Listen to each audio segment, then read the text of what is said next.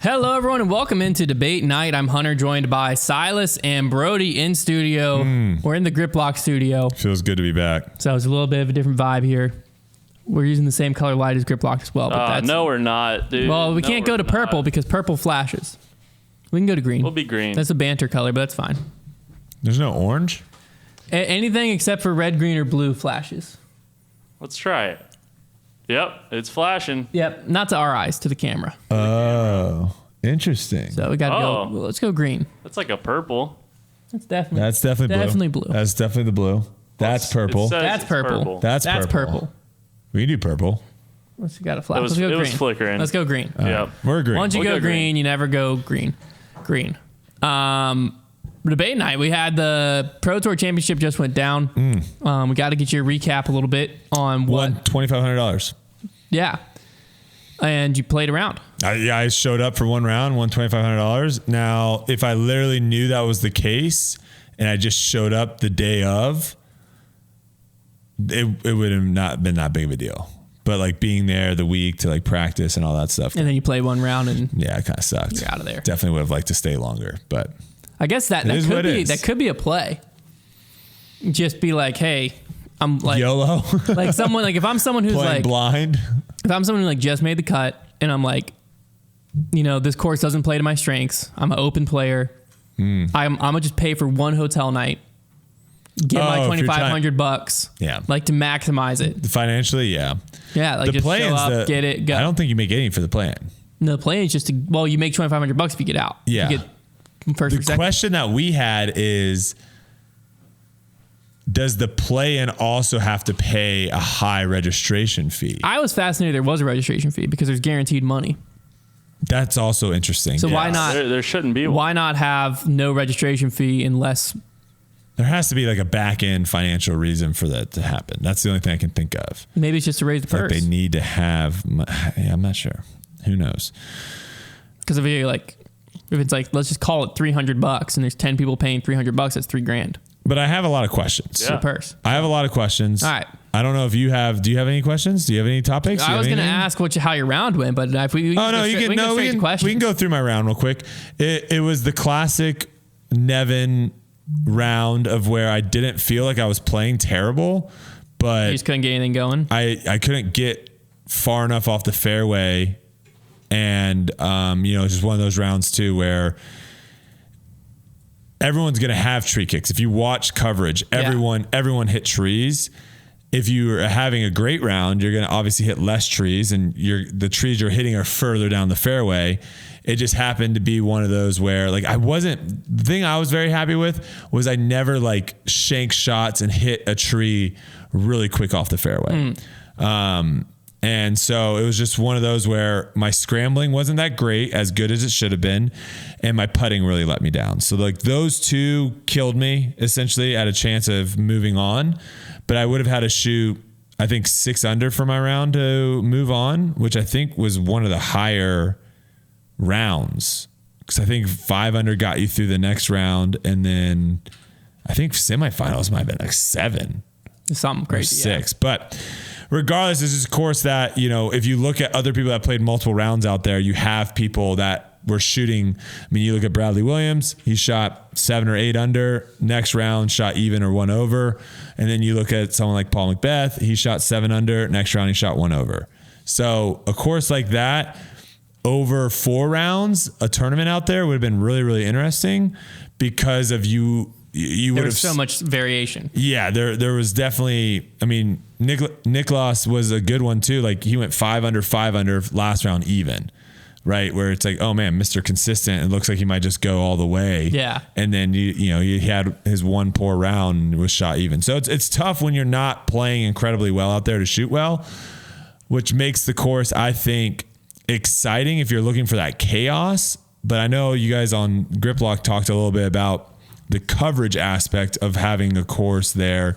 And that's the first topic that I have is Nevin a good course for the Tour Championship? No. Or courses like Nevin? Are those good courses What do you mean, like, forward? I think that a wooded course could be, but I think that Nevin was too much North Carolina woods. where they're just like really tight lines. It's a very demanding course, probably a great course to play. A tournament out there probably calls great separation, but filming wise, I've even played Nevin, so I had like context of some of the holes and stuff. And you got to watch coverage of it. When you're watching the coverage, like there was even several times where you were like, oh, that shot's not gonna be good. And then it turned out being good because on coverage, it was tough to tell what's actually going on. Yeah. Like you see a disc flying through trees and you're like, I think I know where that's at. But like a lot of times it's like, oh, that's just squaring up that tree and you missed it. Or even like for me, a lot of them were dog legs left or dog leg right to where the disc like disappears. And then by the time it cuts to the catch cam, I have no idea where it's at. Yeah, you lose. So that was kind of one of my gripes with coverage earlier this season is I felt like especially on the open courses that they too often would cut to catch cam and you would lose all kind of like where the disc is in relation to the actual hole. And in woods, a lot of times you have to go to catch cam. Yeah, you don't have an option because the disc is now being blocked by trees or whatnot. And it's the same problem in woods of where it's like, and I think this course this is my thoughts on a course like this in the sense of wooded, because I do love courses. I think like Champions Cup, for example, I think a course like that where you have wider fairways, but you have that woods aspect of where you're still hitting gaps and you still have to scramble if you get off the fairway. I think that course actually does a pretty good job on coverage, watching it and having an idea of what players are trying to do and what shots they're trying to throw. I think for the Tour Championship, I think if you were there on the grounds, and we haven't talked to anyone, but obviously I was there and I watched, firsthand people playing. I think it is actually pretty enjoyable. Yeah. If you can get a good seat, I think it's really exciting to watch. And having to see players struggle and all that stuff and scramble, I think people love that. I didn't get the same when we were watching it yesterday on coverage. No, I didn't get the same enjoyment of seeing the disc fly. I think this tournament specifically, at least in my head, is one that should more than any other tournament throughout the year be playing to viewers at home, because it's the tournament you're trying to sell for the most money, the biggest purse. You're trying to hype this up. This is like one of those, like, you want as many eyeballs on this tournament as possible. And so being on grounds might have been great. Might have been like an awesome viewing experience. The course did play well to causing a little bit more randomness, to where even if a player did get hot, you couldn't trust if they were going to stay hot the next day. Whereas some courses, that's just not true. But you need it to play well to the viewers at home, and it just didn't. Even like the commentators, like they're not there. Yeah, they didn't know where stuff was landing. They didn't know either. Yeah, they had no clue. clue. It's tough for commentators to have an idea of like if that's actually, because again, I played the course and I was able to tell you on that one hole, for example, Gannon threw his, I think it was hole 15 or 16, the big flex forehand hole. Yeah. And like you thought Gannon was in a fine spot, and I knew exactly where he was because I played that hole. I've been there, and I was like, no, that's going to be cut off. He's not going to have an angle. But from what we saw initially, you're like, great. Oh, he's in the fairway. He's fine. He's going to be able to get up and down, make a birdie. So for commentators, it's going to be nearly impossible, even if they've played the course before. If it's not fresh in their head and they know exactly all the landing spots, it's going to be nearly impossible. And that's why I think someone like Brian being on the grounds definitely helped. But that all being said, I think the changes that I obviously wasn't there for, I've never played the normal layout, but going through, I definitely heard like this is a new tee pad, or they extended this basket. They definitely did the Charlotte disc golf community or club or whatever you want to call them. They definitely did a great job of setting up the course as best as they can. Yeah. And again, we'll make this distinction again. There's a huge difference between a good course and a course that's fun to play, and one that works on tour and works for coverage. And the Tour Championship. In my head, the title Tour Championship, I want the best of the best. It should be kind of like Worlds, right? It should kind of be a course that challenges all aspects of disc golf. Yeah, like I think it should be something that like it summarizes the whole season in a course somehow. And this is the great debate on disc golf, is because I think there are some people that are saying disc golf should be played on golf courses in the open. I think there are some people, a lot of people, saying that it should be played in the woods. I think this is one of those topics of where I think it's best that we continue to have courses in both locations. There are going to be some people that love the open. There are going to be some people that love the woods. I think going strictly to just one, or the majority going strictly to one, is not a good idea. No. And I think the reason why we don't see more courses like a Maple Hill that has a great combination of both is it's just very difficult to find right now the property. Yeah, it's very hard to have on land. the ability of having both. Yeah. And that's why we get a lot of tournaments that have 2 courses for the tournament, because it's really hard to find where you can make good woods. And I think some of these golf courses are doing a decent job of where they're putting us in the rough, of where we're having to play through, like Portland Open, for example, for as open of a course it was. There were a couple holes that they threw us into the rough woods, having to hit shots, hit gaps. So I like that aspect of we're still not just kind of going and throwing down fairways. I think that can get definitely repetitive and boring. But yeah, that would be my only gripe with the Tour Championship. And it's the same thing as if next year they're like, hey, the Tour Championship's going to be at Jonesboro. As much as I love that course in the sense of like, yeah, it favors my game. Sure, I'll be happy with that. But again, does it do a great job of showing off the talents and the skills of the entire season? Yeah. I don't think so. I think you're missing a huge gap hitting, scrambling, all those aspects when you go to a course like Jonesboro. No, absolutely. So I'm on both sides in the sense of like I don't want it to just be woods. Well, I think the right wooded course, like you said, WR Jackson would have been fine, but like definitely would have been better. You gotta be able to see the disc fly a little more. Yeah. I think is the key on coverage. Okay. Yeah. And another one we got here was based off of the finishing hole. Do we think hole 18 was a good finishing hole? And I can kind of throw that into also, do you think it was a good first playoff hole? And this was an interesting one I didn't think about on the playoff side before we get to whether or not it's a good hole, a good finishing hole to start that. The playoff side, I didn't even think about this. You're literally playing a wooded course for 16 and a half holes, right? The first, essentially, I mean, hole 4 is a little open. And then hole, it's like 9 or 8. I think it's kind of just like a 330-foot shot where the gap's pretty big. But for the most part, you're playing a wooded course, and then you get to hole 18, and it's like 2 open shots. Yeah. So like having the first playoff be on that, I didn't even think, like when we were watching it, I didn't even think like, oh my God, they're going to 18. That makes no sense. This is a wooded course. Why are they going to that? I think strictly they went to 18 simply because, one, you don't have to move around too far. You don't have to move the gallery. Hole one's not the greatest hole in the world. And also 18's the best hole as far as spectators, as far as like lining the fairway. But what were your thoughts on hole 18 as a finishing hole? I didn't like it, but then Ricky made it look so much easier to birdie that I think it changed my perspective, and probably in the incorrect way. Same. Because like Ricky just made the hole look easier to birdie than I think it actually was. By doing back to back, yeah. So he made it look like when Ricky did that, I'm like, well, then this is a great hole because it is easy to birdie. It's just like people just weren't doing it. Like maybe it's because it wasn't a full field or whatever. Because like all week it looked like everyone's parring this hole. There's danger if you try to get aggressive. So that aspect of like there's danger if you try to get aggressive was good. The problem was it was too hard to birdie. But then Ricky just made it look so easy. I think my biggest issue with that hole is there was only a handful of people in the field that could birdie it, which I think are ready right there. If you're granted, that is not a good reasoning. I hate that reasoning when you go to like another tournament and you're like, there's like not everyone can birdie this hole. Well, it's like, well, yeah, we have 120 people in the field. There's still like 60 people that aren't good. They shouldn't be on tour. Yeah. Yes. Here, you're literally saying these are the best players this season. Yeah. The best 30 players from this season are here.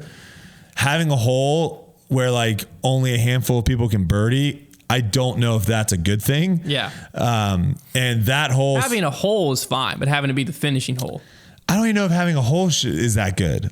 Well, like what other hole in the course is not birdieable by everyone in the field? That's the only hole. Yeah, probably. And it's simply because you need to have huge hyzer power backhand, and then you need to have either get lucky with the roller, which we saw Gannon basically throw almost the perfect roller, didn't get lucky, or have like a monster forehand like Ricky. I'm trying to think who else maybe I mean, Ricky has a huge forehand, and like, and that's another thing I want to talk about is like, I think not being able to know the distance, because again, you weren't there. No, yeah. So you don't have any idea how far that forehand was. The commentators aren't there, and I think they're missing. That is one thing I think having is huge. Now, obviously, it didn't make sense to do it in the woods because there's so many times where, I mean, what are you shooting? You're like off scrambling. Do we really care if he's 300 feet away? But like that hole, like that shows you how having that distance at the end of knowing how far Ricky. Yeah. Cause I mean, I'm guessing he was probably from where he's landed. I'm going to say he's probably around the 480 mark. Jeez. Maybe 460. It does play downhill, and he threw it basically to circle's edge. So like he was throwing like a 430 foot would be my guess forehand. And I think that if you put that into context to what ended up going down, like that's a monster forehand. Yeah. That's a huge forehand. On coverage, it just didn't look that, like on coverage, watching Ricky do it twice made me be like, how did everyone not birdie this hole? Yeah, he's smashing those forehands. Yeah, well, it was obvious he was throwing it hard, but the way he, like where he got to with his drive and the forehand and how easily he did it twice in a row, it made it just seem like a much easier hole than I think it really was. Because I think it wasn't giving credit to how far Ricky was throwing. Yeah. Both his drive and his forehand. My other issue with the final hole is par was just too easy. Yeah. So if you're playing, for MPO, if you knew, like if I'm Isaac Robinson, I know I don't have the distance off the tee, or I don't want to, because really for guys like that, Gannon, Isaac, those type of players, for them to birdie that hole, they would have to throw a huge backhand and then a roller. Yeah. And a roller is very risky, obviously, on that second shot. So if I'm Isaac in that situation, I know I'm not birdieing it, so I'm just playing for par. And playing that hole for par, that second shot is so open, you can literally go anywhere and be in. There is just no... It takes away the drama. There was literally all about Ricky birdieing it. And we got lucky enough to where it came down to that. And Gannon's shot, because Gannon could have birdied in. That is true. So I think I agree with you at the beginning. Like I thought initially it was going to be a terrible hole, finishing hole. I think with what we saw, it turned out to be a lot better. I do think it was a better FPO hole.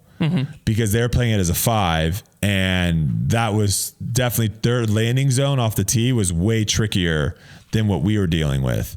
And they were getting their second shots, like good second shots would get like past the trees in the fairway, and bad second shots would get shorter. So they would have to go. It just played much better for FPO 5, where I think what could have been way more exciting is if they would have removed the Mando. Because you have another thing that you couldn't see from coverage is on the tee pad, you do have bushes / trees right to your left. And so it's not a wide open shot, but if they remove the Mando, you could throw like a tight flex through this little gap kind of that gets obviously out into the open, but you could go like a tight flex, or you can go like aggressive hyzer flip up. And you could potentially punch to get closer to those trees to where everyone could get the birdie, but you're risking now of never clearing and then having to throw your third there. So like in that situation, I think Gannon, if there was no Mando, I think Ricky plays the same way, but I think Gannon goes aggressive to try to get farther up there. And I think that just adds a little more drama, but it's probably a safety Mando though, because that's where they line up the spectators. It would have been. But I mean, it would have made a better hole. Spectators love getting discs thrown over their heads. That is true. Hole 3 at USDDC was like one of the best places to spectate, is like right there on the road and just having players whiz shots over. It is electric. Yeah. It is sick. Hearing a disc fly over your head with some velocity is cool. Yeah. Oh, the noise is it's like the big whoosh. It's crazy how much different. Because there is, like, if you throw 55 miles per hour and you throw 70, 55, you hear it. No, you don't hear it. Yeah. There's no noise. 70, yeah. It's pretty cool stuff. All right. So finishing hole, we got that. Ricky's shocker. Ricky has a massive forehand, just huge forehand. Yeah. I do want to quickly talk about the Sarah Hokom debacle. Yeah. We didn't talk about this on Grip Locked. You guys didn't miss this one. I was surprised because I thought this was like one of the bigger stories that didn't get covered as much, mainly because it was so early in the tournament. It was, yeah. If it was later enough, if this was to get into the finals, it would have been big. Yeah. So basically, I guess what happened was she was in circle 2. Well, to give a little backstory, like Evelina was out of it. Mm-hmm. Evelina had no chance, like on hole 15, and it was basically Sarah or Natalie. It was down to them two. Yeah. So I think going into hole 18, Sarah was only thinking about Natalie, but she didn't realize that Evelina had like birdied the last couple holes. Yeah, Evelina's to get herself kind of back in it. Which I don't know how that happens without, like, the leaderboard only has like 8 people on it. So I don't know if they were looking at the leaderboard. I think they might have just been gut checking it. I think they were looking at the leaderboard up to like hole 16. This is all speculation. Maybe Trevor can do some journalistic research and get like the real story. Trevor could be a big J journalist. Yeah, get the big story of like actually what went down. But my guess is like they saw that it was only between her and Natalie, and we're like, let's just focus on match play basically here on out. And so going into hole 18, that didn't change. They didn't look to be like, wait, let's check to see, because they were also in the second group. Yes. So they pretty much kind of knew what they had to shoot, I think. I don't know. It was weird, but go ahead and it was weird. Yeah, go ahead and break down what ended up happening. She had a circle 2 putt, I believe it was for birdie. Is that correct? Or was it for par? Par. It was for par. Mm-hmm. And she needed to hit that to have a tie with Evelina, which she had the tiebreaker of seed. Correct. Evelina's parked. So Evelina, it's not like I'm going to lay this up and make Evelina hit a putt. And initially, that's what I thought that might have happened is I thought maybe she thought Evelina, because Evelina was back to her putting struggles. Yeah, like if it was a 15-footer, I could understand it. I thought that maybe what it was is maybe she didn't That's not even a joke. I'm like, if it was a 15-footer, I'd been like, okay, that's fair. Evelina airballed like 2 or 3 15-footers. Yeah. Still? Yeah. Like Evelina probably would have won the tour championship. I know. We've been through the whole season. I'm going to tell you right now, to give you guys, if she fixes her putting in the off season, I think this is my hot take, she's going to make Kristen Tatar's season look mediocre. Wow. That's my hot take. That is a hot take. That's my hot take. That is a hot take. That is very hot take. I think that's a fair thing to say. Like, okay. That take is on fire. Because her outside putting's not bad. I think she could compete with. When she's like 35 feet, she's like cashing those in. Yeah, she does. It's just when she gets close. And she's so good at throwing that she's close all the time. That is very true. So, regardless, okay. So I think Evelina is parked. Evelina is parked for a birdie. So Hokom has a 30.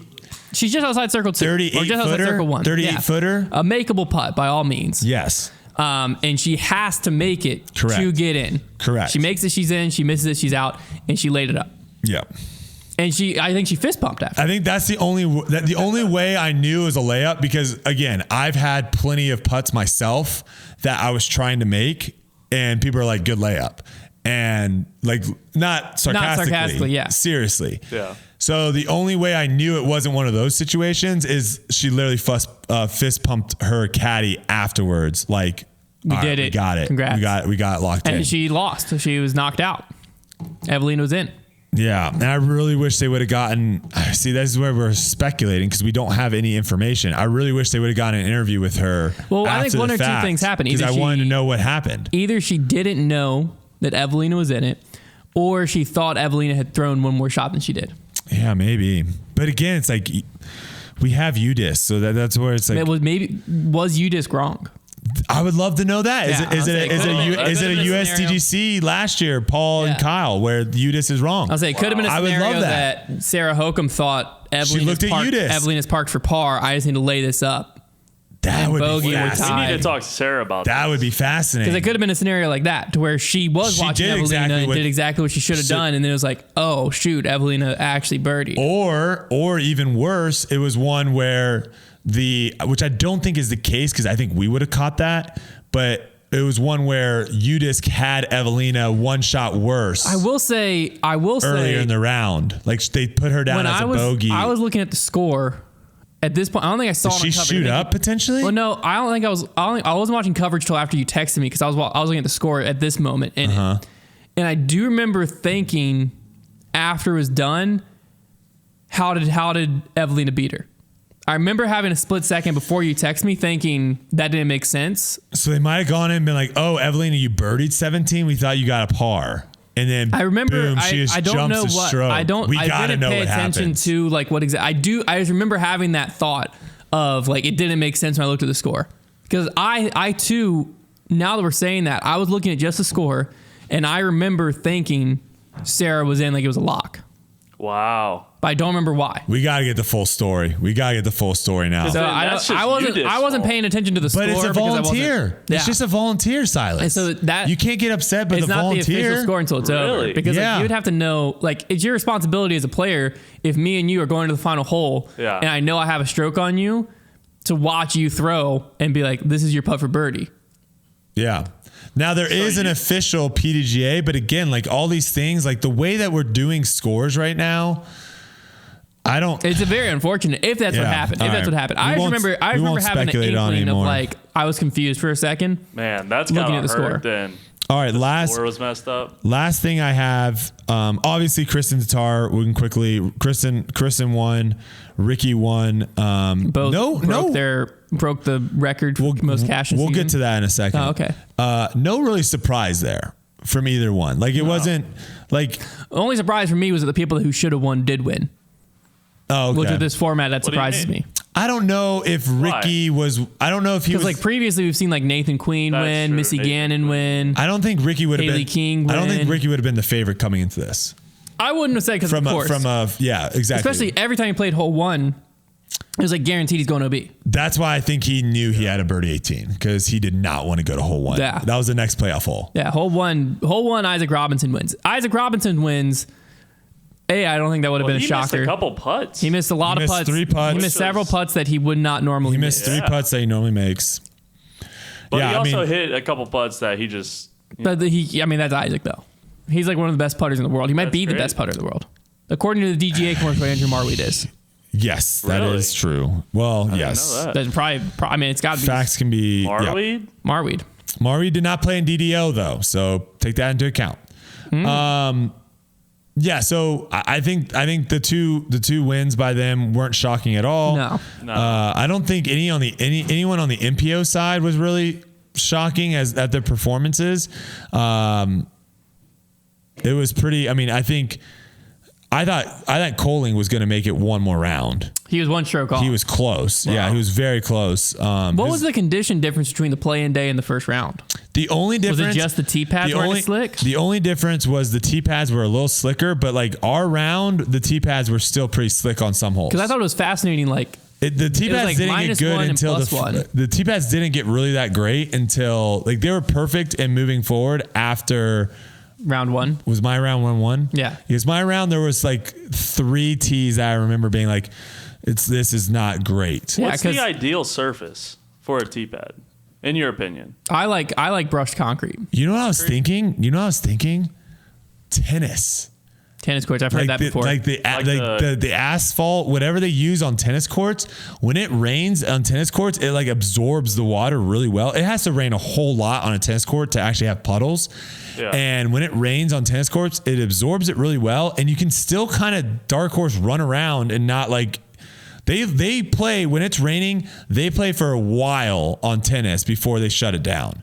And I was like, I'm like, that might be the best, but I think it's got to be probably pretty expensive. Yeah. No, I'm sure it is. It's got to be probably pretty expensive.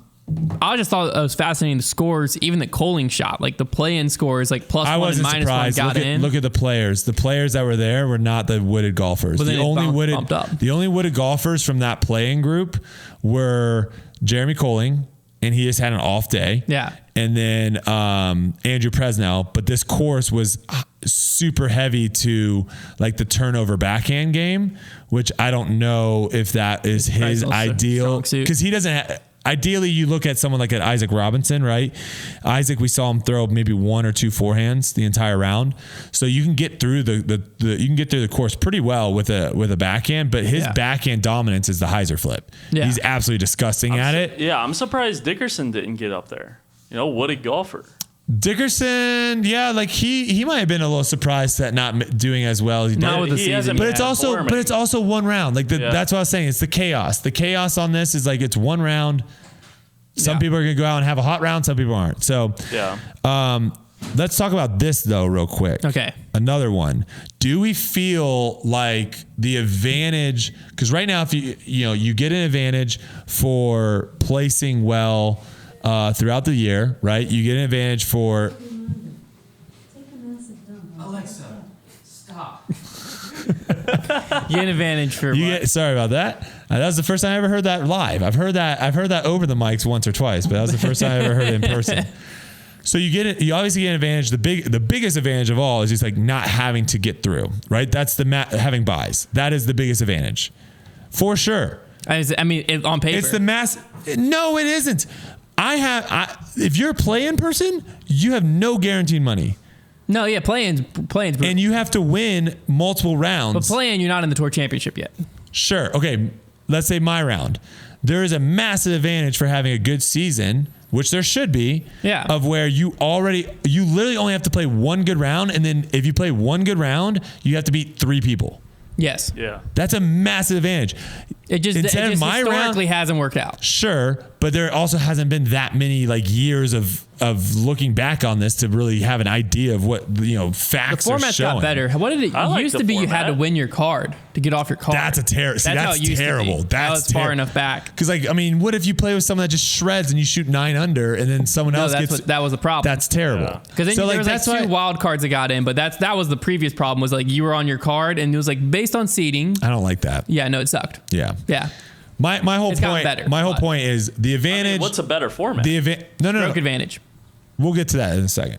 My point is the buys is a massive advantage, and it should be. I'm not arguing that it shouldn't be. It is a massive advantage, and it should be. The other advantage you have with going last is you have the advantage of knowing what the people in front of you are doing, so you know what you need to do. Now, on a course like this, it helps a little bit, mainly just to get to hole 18. And maybe 17. Some people might get a little more aggressive trying to play that for eagle, knowing they have to.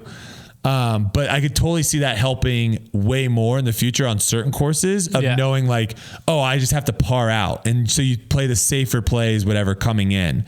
So there's an advantage there. My question is having the tiebreaker, do you feel like that is taking the advantage too much now? Of where if you're the higher seed, and again, this is not talking about 2 versus 30, okay? I'm literally talking about someone that finished 7th and someone that finished 8th.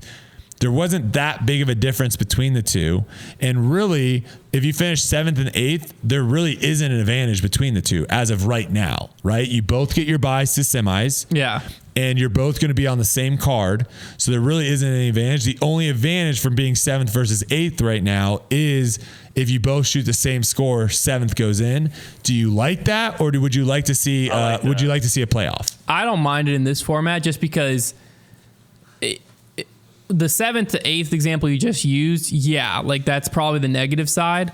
But I wouldn't want to see a playoff between Rick and the person in 32nd.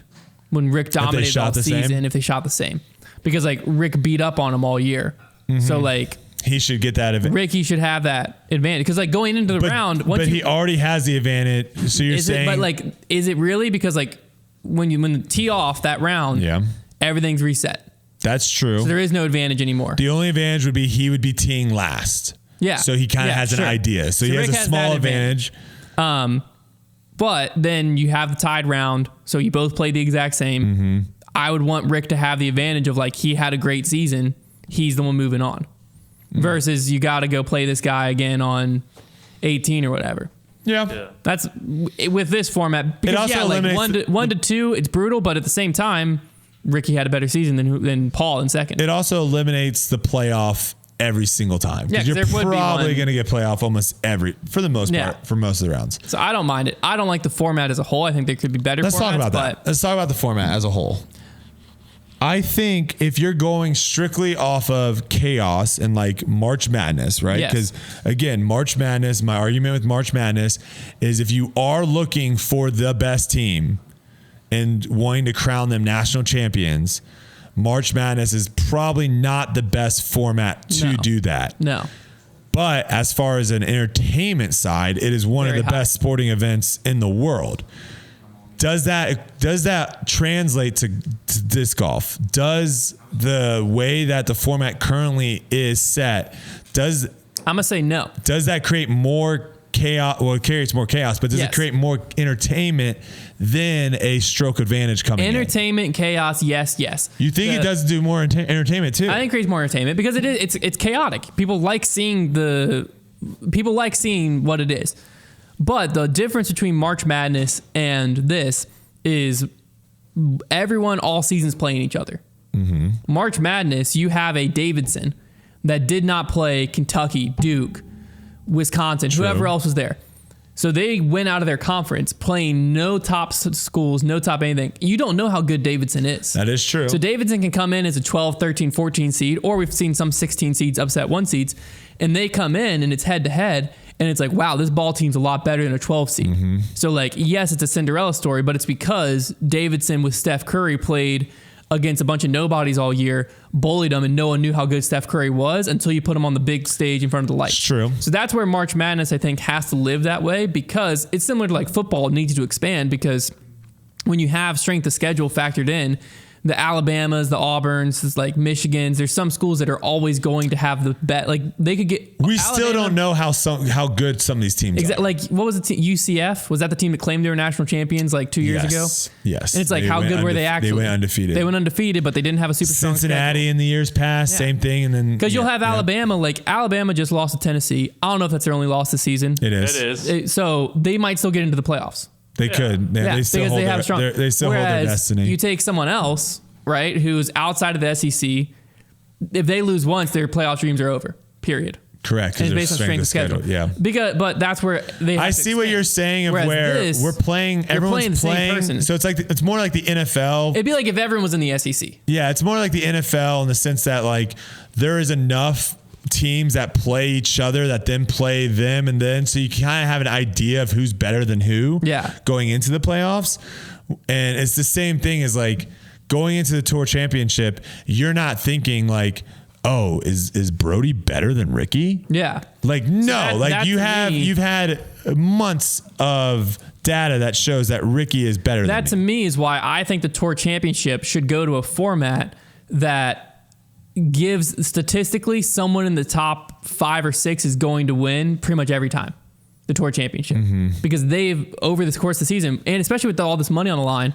So I think that's where the stroke advantage comes in because like, is it possible for an Isaac Robinson to beat Ricky with that stroke advantage? He could have. Is it possible? He could have. But it's going to take Isaac Robinson playing out of his mind and Ricky to play bad and Ricky playing bad. Yeah. And it takes everyone between them doing the same thing. The stroke advantage also, I'll just say this on the entertainment side of things, way easier to know what's going on. Yes. Because I didn't realize how many people were so confused with this format. Yeah. Of these didn't understand. Heck, my mom texted me. She always texted me before my rounds. She texted me on Saturday, wishing me good luck on my round. Like, Mom, I'm on the couch. I'm out. So that would probably ease it a little bit, like going into it, because again, it's one of those where after the end of round 1, you see the scores. The scores are very similar to what you see all season, and you're like, oh, Ricky's 14 under, this person's 13 under, this person's 12. Yeah. You know what people. And also, what it gives stand. You is in the final round. We were fortunate. I mean, it happened a little on FPO where it was over with like 14 holes in, 13 holes, 15 holes in. But at that point, you're really just like paying attention to who's going to get second. Yeah. But now if it's a much bigger leaderboard, there's more of a chance someone pushing for first. Yep. You don't have to worry about, you're only covering 4 people. So you don't have anything to cut to in between, a lot of downtime. And you do have the chance of someone running away. Hurts it. But now if you had a full field, so all 32 players are playing all 4 rounds, right? You have people to cut to. And with the cash going all the way down, there's way more storylines. Mm-hmm. So like, let's say Ricky just ran away with it. Second place is still playing for 20 grand. So like, there's still a storyline there, and you might still have someone from 4th card or 3rd card charging like a normal tournament, to where there's way more storylines to follow and bounce back and forth. So you don't have this old live disc golf type downtime where we're just covering 4 people. Because like, it builds. It's a random, chaotic, exciting thing, but the coverage gets worse as the weekend goes on. Not their fault. It's just less the format. Like live coverage of 4 people sucks. Yeah, it does. There's no way around it. So slow. Because that's what people used to hate about live coverage. You don't want to, if I'm sitting on my couch, I don't want to just watch 4 people. Well, you got to think too, we're playing a really short course also, of where like they're throwing shots and getting to their disc pretty quickly. Imagine if we were playing, if the Tour Championship next year was on a course that was more mixed, where you're throwing 500-foot shots. Like, what are you doing for that 45 to a minute of people walking down the fairway? I think this format's super great for like what are those like extra events, like a exhibition. Yeah. Like an exhibition. Wow. Yeah. I think this is a great format for that. But I think when you're trying to crown someone a Tour champion, like Ricky won the points, and luckily he won the Tour championship. If Ricky hadn't won the Tour championship, no one's remembering he won the points this year. When Ricky said this, obviously a lot of people think he says this because he didn't win Worlds, but in his defense, it is a true statement. Winning the Tour points is the hardest thing to do. Yeah. Because it means you were the most consistent throughout the entire year. It was the hardest thing to do. There should be a bigger advantage and like more notoriety to that, and I think that the stroke advantage is the way to do it. Because then more than likely, Ricky's coming in with a stroke advantage, probably like 2 or 3 strokes over Paul. So could Ricky lose over a four round event? Absolutely. But you're giving Ricky the best chance possible to win this final event and be the Tour champion. And then like if Paul or whoever else like makes the comeback, they make the comeback. But it's like a normal tournament, and I think that would be less electric, but make more sense for the title. You want to know, again, this obviously, like, not that, I'll say it. It's kind of interesting. So if you add up the rounds, both rounds, the semis rounds and the final rounds from both FPO and MPO, they would have finished the same. And like the same order? Mm-hmm. Fascinating. Yeah. Wow. I don't know. Again, that's one of those things that it's not necessarily the case. Like, right? Like someone could have squeaked into the finals and then popped off. Yeah. Because it resets. Exactly. So it didn't happen this time, but the format allows it to. Yeah. Yeah. It could have. Yeah. Nathan Queen pop off last year. Yeah. Yeah. And here's the other thing I'll say too. The other thing I'll say is obviously you do have people like Paul, you have people like Ricky, you have people at the top that you want them to be in the tournament as long as possible. Mm-hmm. If Paul has, or Ricky or any of those top guys have like somewhat of an off season a little bit next year, and let's say they don't even make it to the bye, right? They don't even make it to semis. They make it to the quarters, and they just have that one round and they just don't play that well. They're just out for the rest of the tournament. Well, you're also guaranteeing at most you're getting 2 rounds of coverage of them at most. That is true. Yeah. You're only seeing them for the semis and the finals. Yeah. And I guess that's a lot of people's like argument for cuts is like you don't want to have the best players miss the cut. Well, but who's covering all the way down there? But the other thing too was the play-in event coverage. That was awful disc golf. It was terrible. Like I was trying to watch it, and I mean, someone got in shooting +1. Like they made that course look like this was going to be the worst weekend of disc golf to watch. And then the very next day, I was like, "Oh, this is exciting!"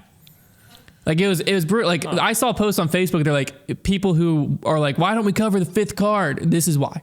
Like this is what you're watching, and like that's what this event leads to. Yeah, I don't know about 5th card. I mean, the conditions. That was a post on Facebook. Yeah, the conditions they were playing. Well, there's also a reason why you're not.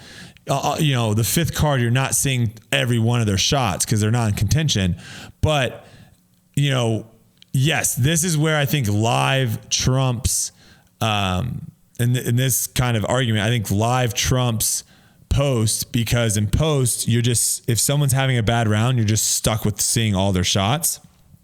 Where live, you can just be like, we're not showing those shots. But not in this format. Obviously in this format, they can't do that. And that's what sucks. And that's the problem. Now you can't drop someone. You're getting stuck watching the shots and you're watching them walk to their lies. Yeah. And it's like, on top of everything, you might watch one guy throw 4 times before you see a good drive.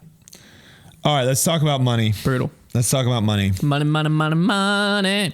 Kristen Tatar takes over the record first at $103,000 and $141. Ricky. I thought Ricky topped it. Then topped it shortly after at $105,776. If Kristen played one of the 2 majors, she has the title. For sure. Also, play in every event. No, not every event, but he made the majors.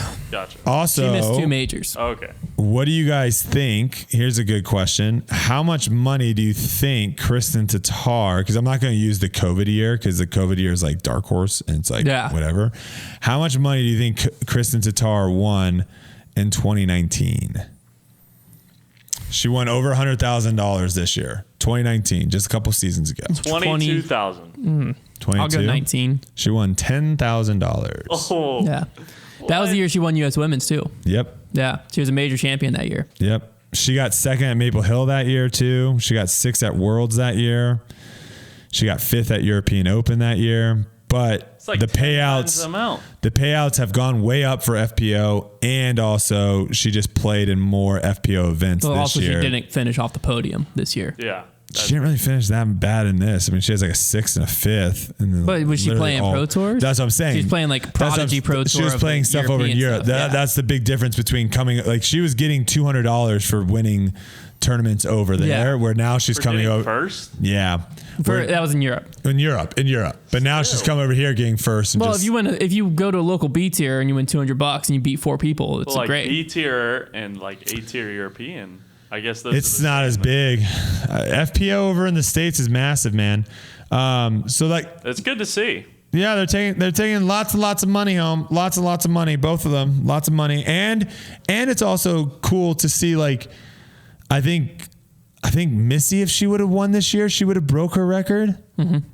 So it's like she was right there. I think Gannon, if he would have won, he would have broke it. If Paul came in second, Paul would have. How it finished. If Paul would have got second. If Paul came in second, he has the cash record. Yeah, ahead of Ricky and Kristen. If Paul finished second, because he had 86,000 going 20. into, and he would have got 20, but he finished in 4th. So he got 9. I think that's a testament to how purses are growing, how much the purses have gone up, simply just because you have other people. I don't really have anything else to say about that other than that. Well, I do have a question. More impressive season, Kristen or Ricky? And there's 2 ways to think about this. I'm gonna go outside the box a little bit. I mean, I would say I'm gonna say Kristen. Well, it depends on how you look at it. She's one way. On the podium. That's one way of thinking about it. That's definitely one way of thinking about it. So basically, I guess the logic here is Kristen Tatar didn't finish off the podium. She had probably just as many or more wins than Ricky, but she was doing it against a field that's half the size. I would phrase it differently. I think she was doing it against a field that only a couple people could compete. That's also true. She was doing it against the 2014 or 13 MPO field. I don't think if the FPO field goes to 80 people, it's even more impressive than 40. That's a good point, because she was beating. You're just adding more Paige, people. Kat, Henna, Evelina, sometimes Missy, and then Haley wasn't even on tour most of the time. Haley wasn't touring. Owen can only win at some courses. Mm-hmm. So she's beating, realistically, most weekends she's beating 4 to 5 players. And Ricky had to probably beat 20. And so she finished 3rd out of those 4 to 5 players. That means she only beat 2 of them. And Ricky was having to beat 20 people consistently. Yeah, but so you'd have that's the argument. You'd have to take it and do like a percentage breakdown. Yeah. More than likely, Kristen had a more impressive season. More than likely, if you do the percentage breakdown, because finishing top 3, that means she never lost to everyone. That could regularly beat her. I think Ricky only lost to everyone once though. Des Moines. That was his only bad tournament. Yeah. Kristen also won a major. But Ricky hasn't won a major since 2017. And that's a big one. Oh. People want to know. When's Ricky going to win the big one? That is tough. I mean, that is really hurting Ricky's legacy, because Ricky in this stretch, like, he's been a dominant force, probably one of, if not the best player in the world in this 27 to 2022 reign. But in the same time frame, we've seen Paul win 2 worlds and a USDGC, and we've seen Ricky win no majors at all. And Paul's probably won more majors than that. Those are the big titles that popped off to me, because 2019. And then we've seen other players win majors, and like majors are worth so much. Like Ricky's still a 2-time world champ. When it's all said and done, and Paul's 6 now. Ricky's still a 0-time US champ, and Paul's 3. Like that's the type of stuff you're remembered by. And so like how good your season is, and like what Ricky says, about I'd much rather have the tour points thing. Who was a tour points champion last year? I just don't think that's going to be. Yeah, Paul. I don't know. I don't think I talked about it all year. I don't think that's going to be a statistic that gets like major wins that's a big thing. I think major wins and Disc Golf Pro Tour wins. I think those two will get brought up. Sure. Right now, the Worlds and U.S. titles are the titles. Yeah. That's right now for sure. But even if you go major people wins, still talk about on the season how many times you won on the season. But then the next season, the next year it resets. Like right now, if you're like how many Disc Golf Pro, like if you don't hear that many times how many times Ricky has won on the Pro Tour and how many times Paul has. No, as the Pro Tour becomes the official tour continues, then you'll hear it more. But like Paul's also one major title away from tying Ken Climo's record at 17. Mm-hmm. Now 12 of Climo's is Worlds, but it's just like that type of stuff is like when people look back at these years, these stretches, Ricky's dominance or Ricky's like vying for the top player is going to fall kind of on deaf ears because his major drought. Let's think about this real quick because I feel like I was hammering this point at the beginning of the season hard of the fact of there are better and better and better players that aren't on tour that are starting the tour. And on top of that, you're getting more and more players that are taking touring and being a professional athlete more and more serious. Mm-hmm. So last year, the people that were like in contention to win, you had Ricky, Paul, Calvin, Dickerson, Eagle. Mm-hmm. That was basically it. Sometimes you'd have other people sneak in, but like week in and week out, if you had 3 of those 5 in your top 3, you're looking good. Okay, so this year, I don't think any of those people fall off other than Eagle, but Eagle obviously was hurt. But I think all those people still stay on. Mm-hmm. Beginning of the season, you have to put Drew in there. Yeah. Then obviously Gannon is in there. Obviously Isaac Robinson is in there. Yeah. I think you also can sprinkle in Matty O. He never was able to win one. Trevor claims he can't win, which is a fair thing, but he's always up there. He was in there. Simon was up there a few times. You got to put Simon in there. So that's 10. So that's doubled. And we're definitely missing a few people. That's doubled already. I'm going to Corey Ellis. Corey Ellis, you have to put him in there. You have to put him in there. He had 2 playoffs. Well, no, 1 playoff. 2. Maple Hill and D'Lo. Did he go to a playoff in Maple Hill? Yes. Oh, he had the upshot to win. You're right. Yeah. No, Simon just won outright. Oh, yeah. He should have gone to a playoff. He had a 150-foot upshot to go into a playoff. He forced the playoff in D'Lo. He should have at least gone to the playoff at Maple Hill. Yeah. But you got to put him in there. So that's 11 now. Who else are we missing? Do you have Calvin in there? Calvin's already in there. Joel Freeman. I don't know if I would say he could win. Nicholas Antilla. You got to put him in there. You got to put him in there. That's 12. Kyle Klein. That's he could win. That's borderline. He's a similar spot as last year. Then after that, it becomes like people like an Alden Harris that could pop off, but isn't in that same mix. Yeah, so probably James Conrad this year. I think is in that mix. I think 11. I think you'd find 15 if you wanted to. Oh, you could easily find 15. But 11 to 15 would be a stretch. Yeah, 11 to 15 are going to be those guys that. Let's say this too. So there's 11 this year that we said like could win simply because they either did or they almost did. Yeah. Last year there was like 5. Okay. That doubled. Then now people that like could pop off last year compared to this year, I think also doubled. At least. Cause you got to put in like. That's the one that this year, cause that's the thing to me is like this year, what was happening was not necessarily people were popping off and winning, but people were popping off into top 10s.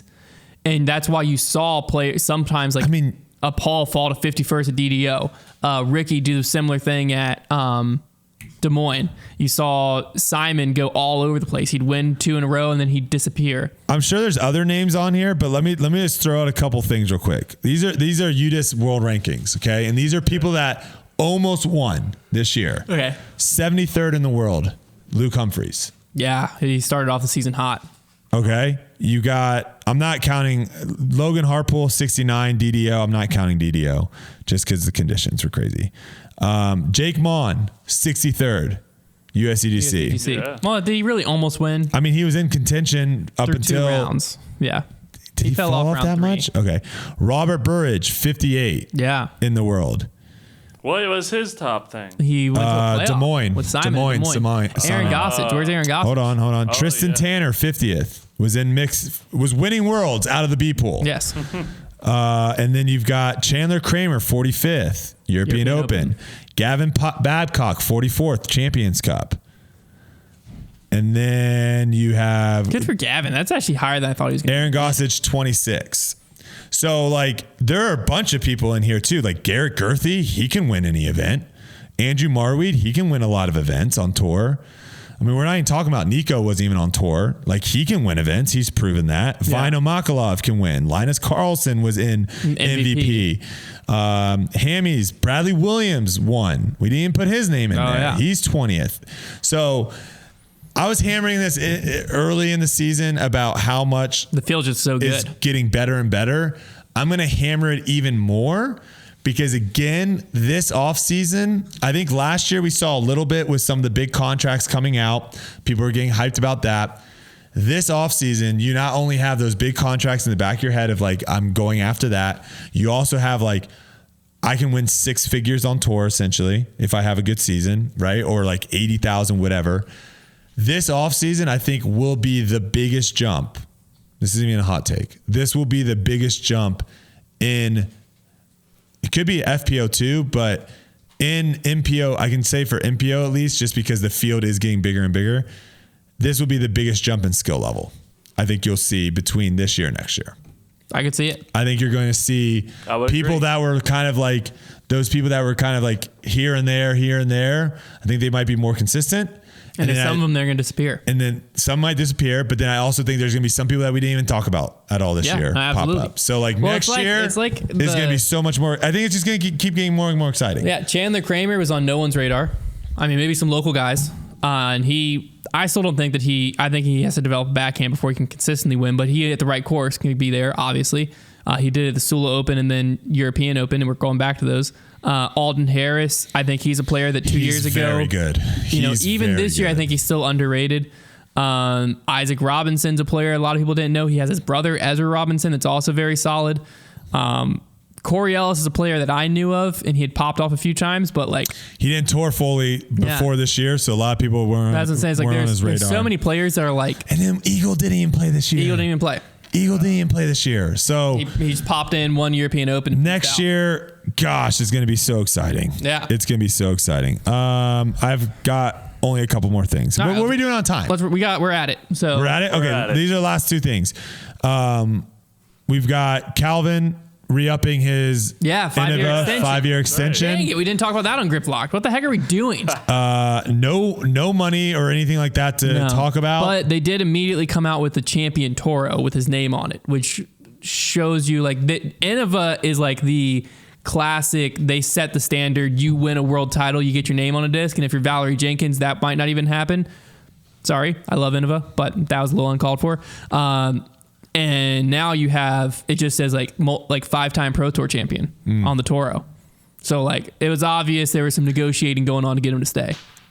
I will say like the whole like you don't get a disc or whatever unless you win a major or something. I feel like that is probably going to slowly go away. It has to. I think it's going to slowly go away. Because there's going to be so many people. Well, so many people are more valuable, major win or not. Yeah. Back in the day, the only people that mattered were people that won majors. And like no offense or taking anything away from Greg Barsby. He did it against a very strong field, 5 rounds, GMC. Calvin Heimberg's worth more than Greg Barsby.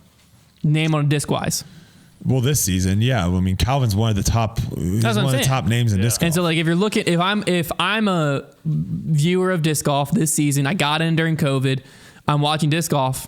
There's a solid chance Calvin's one of my favorite players, based on performance. Mm-hmm. Now, if you've seen some of the old Greg Barsby stuff, he could be one of your favorite players. But if you're looking based on performance alone, you have Texas State's Barsby popped off, but he didn't really do much else. So he's still a very, very popular player. A very popular player, but if I'm a new player, I'm more likely to buy a disc that has Calvin's name on it if I'm buying based on the player's name than Barsby's name. Here's another one. That's something that like wasn't the standard before. Here's another one. Kyle Klein, 4-year extension I like Discmania. That. He fits very well with Discmania. He's the 3rd Crush Boy. I like that. Now 4 years could be a little long for Calvin. 5, Kyle 4, both pretty long young contracts, pretty young players, but they could be on the right side of history if they got big deals, because there's a chance that the market bursts over these next like 2 or 3 years, and then players are like trying to sign deals like the 2021 offseason. They're trying to sign these big deals, and companies are like, no one's worth that. burst like Salas's chances of beating Connor after missing a 10-foot putt. All right, we got the last topic here. I watched that monthly match. It was not good. It didn't bode well for you shooting 20 over at USDGC. When you shot 17 over at Peaks. If people are watching the last monthly match, I don't think. But hey, I'm still up 2-1. Scoreboard. Last thing to talk about, and I'll say, like, again, this is one of those where I'll be the first to say it. Say it. Because I have to. Because that's why people watch the shows, because I say stuff. Oh boy. I don't know where this is about to go. I don't feel comfortable. I feel like a lot of people in disc golf give people free passes all the time. No, yeah. They just give so many free passes. Ride them with it. Okay. I don't want to keep throwing stuff on Paige Pierce, but like the whole like documentary coming out and then like, oh, you're paying for it type of thing. And then you're going to have to pay for it to watch it. You paid to make it. You got to pay to watch it. Okay. The Big Skins money match. Why is it behind a $15 paywall? Yeah, I just got that email. What is going on? Well, first off, and also there's the other thing too is like I love the whole idea of like doing the skins and all that. I think skins is great. I was a part of the GK Pro one at Eagles Crossing, the first one out there, and they were doing a lot of money. I'm not a huge fan of the way that. Personally, I'm not a huge fan of the way that they are getting money for them. So like they were super heavily telling me to promote the event by getting my fans to pay for some, I don't even know what they're paying for. Oh, and that, like package thing. And they're like, we're going to put that money back in for you guys to win. And I'm like, I don't want it coming directly from fans. I want it coming from sponsors. I don't mind it. That's how I want it. I want it to come indirectly. Absolutely. But if it's coming from fans, I would prefer it to just be transparent. That also set up a GoFundMe, fine. Crowdsource, be like, hey, we want to put on the biggest whatever event. Throw money. But the problem with doing that is I just don't think fans are going to put money into that. They might not. Like why? Like imagine. Like I'm going to buy a disc. I love doing analogies, and I know people hate when I do analogies, but I always throw an analogy. If Tiger Woods and Phil Mickelson did their match, and they're like, and they promoted that, and they're like, guys, listen, we want this to be the biggest money match ever, and it's gonna come from your money into these millionaires' pockets. Yeah. No one's going for that, and so like the issue. You don't word it that way. I know, but like that's what this essentially is you have a bunch of millionaires, you have a bunch of people that made hundreds of thousands of dollars on disc golf in their career going to play this thing, and they want it to be huge, but they want it coming from your pocket to be huge. And maybe I'm missing something. And again, I think what GK does, I think is great. This is not a hit on GK Pro at all. That's coming from sponsors. I think what they do, and honestly, the amount of money that they raise for those things is actually way higher than I think it should be. Like, yeah, it's incredible how much money they give out on those things. I was obviously the one I was at was elevated, but I was just very surprised when you see some like, oh yeah, this is a $5 hole. I'm like, oh my gosh, that's incredible. So I think what they're doing $500 hole. Yeah, $500 hole. You said $5. You said $5. Oh, sorry, $500. This is unreal. How are they raising this money? So again, not a knock on them at all. Yeah. Because you will have some people be like, oh, you're just being a hater. I'm just saying, like, the optics of it. Well, why is this behind a paywall? Here, to me, why is this behind a paywall? I'm all for paying $15 to see USDGC or whatever. Like this year was just behind the DGN paywall. So it's like you're just a subscriber to DGN, you get it for free. Mm-hmm. But like last year, I can see where people were upset how much it was, but you're paying to watch a major. This is just an exhibition match. Like the only thing that makes this skins match exciting is that someone's taking home $50,000. So like, yeah, but I'm not paying $15 again though. Is it? I'm paying $15 to watch USDGC or Worlds or whatever. I'm not paying $15 to watch a skins match. I could be in the minority here. I just don't know if it's really exciting watching millionaires play for money. Me personally, I do not find that interesting. Well, it's because right now, and I think the tide's turning as it should be, but right now, as a disc golf fan, we don't have the concept yet of how well off a lot of these players are. Because like if you rewind the clock a few years back, we didn't know public contracts. True. And the richest players in the sport were making like $400,000 a year, even if they did have public contracts. Mm-hmm. Nowadays we have public contracts. We know the richest players are making $1 million+ a year. we know that like if you're high up on the Pro Tour and you have a big contract, like we know Simon's doing fine. We know Paul's doing fine. We know Eagle's doing fine.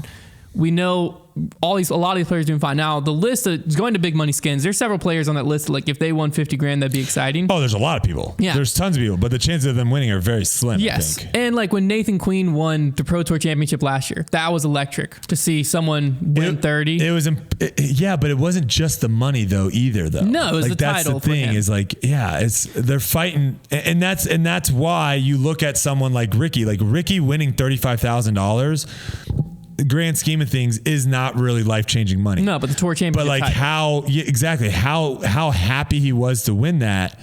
And it's the same way as if he wins like an Elite Series event where Ricky it's only getting $1 million a year, or where it's only $8,000. 35 grand's like what Dynamic pays Ricky at a little less than every 2 weeks. Right? I can't do that math that quickly. It'd be like 90 grand. But the point is like someone he's celebrating even if he wins a tour championship. Yeah. Because he's not celebrating because he's going to have a $9,000 check deposited into his account. He's celebrating because of the title. Yeah. Every other week, every 2 weeks. So if he was on like every other week pay scale, he'd get 38 grand from Dynamic. So like money wise, it's basically 2 weeks of his. I could be in the minority, and people might be really looking forward to watching this. I think in the future you're the majority. I think people will come around because I agree. If you're paying to watch the match between two people that you know are multi-millionaires, I thought that was. I was so mad that I mean I was there watching it in person, but the second one they did, I paid for it. I was not happy that I paid for it. Yeah, I was like, I just wasted my money on this. But I think that right now people don't view the Simon, the Ricky, the Eagle, the Pauls as other athletes like LeBron James because obviously there is that drastic there's a huge difference. But you still don't view him as like living like Paul literally drives a McLaren, so like at some point that mental shift will happen. But for so long you looked at touring pros and it was like, man, dude, that guy got an RV that he's pulling behind his truck, like he's living high on a hog. Yeah. And like that's just a whole different. We're on a whole different pay scale nowadays. I was just kind of shocked that I saw this. I don't understand it being because like they're this not event. raising. I didn't think it was going to be behind a paywall. They're not raising $100 grand behind a paywall. Like, and I honestly think USDGC eventually won't be behind a paywall either. Well, even this year, technically kind of wasn't. But we saw Barbasol, like they were like we're not going to do commercial. They paid to basically not have commercials the second half. Yeah. So the back nine we didn't have any, and you see that sometimes with other companies in other sports where like Rolex will be like the next hour is ad free thanks to Rolex. This big money skins match, they're not trying to make their money back. There's no way. Because you're not. Why are you charging $15? What money are you making back? I don't know. Well, but how are they raising $100,000 on this? Well, no, I think spectator passes are really expensive. That might make sense. I think it's like a VIP pass. I think is really expensive. So I think they're trying to make it. I don't know. I get weird feelings from Eagles Crossing. That's all I'm going to say. That's all I'm going to say. I don't know what I'm going to say about it. That's for you guys to decide at home. But I had to say something. I knew I had to say something. You guys let us know. You always do. We're not going to bring up dress code because I read some of the comments from our last debate night, and I feel like I definitely did not do a good job of describing what I was saying.